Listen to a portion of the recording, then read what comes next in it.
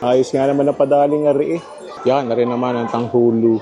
Ari na ang ating panulak, dragon fruit juice. Yan, di naman tayo magpo-full trip sa bazaar na are, sa Sky Ranch. Yes, hindi lang puro rides, hindi lang puro pasyalan ng Sky Ranch. Siyempre, pag nag-rides ka, pag namasyal ka, masarap mag-food trip. Hungarian sausage sandwich with everything on it. Not bad na, no, for 100. First bite. Thank you, Lord. Buwal na. Although yung sausage niya, hindi siya yung talagang mga mamahaling quality. Pero not bad naman din. Nandun yung pagka-peppery flavor niya, yung pagka-garlic flavor niya. First time ko makakatikim na rin.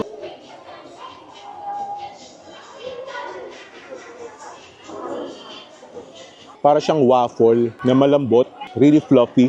Actually, masarap siya. Basically, fruit, in this case ay strawberry, na binalutan ng sugar water. Crispy siya. Surprisingly, hindi siya ganun katamis. And ito, maganda yung pagkakatanghulo niya. Parang glass talaga siya eh.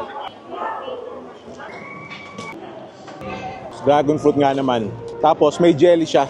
Haluin natin ng ayos kasi nakulangan ako sa tamis. Baka nandun sa gatas yung ibang tamis na hinahanap ko. Yun, umayos na. Ay siya, tigme, kung napapaibig!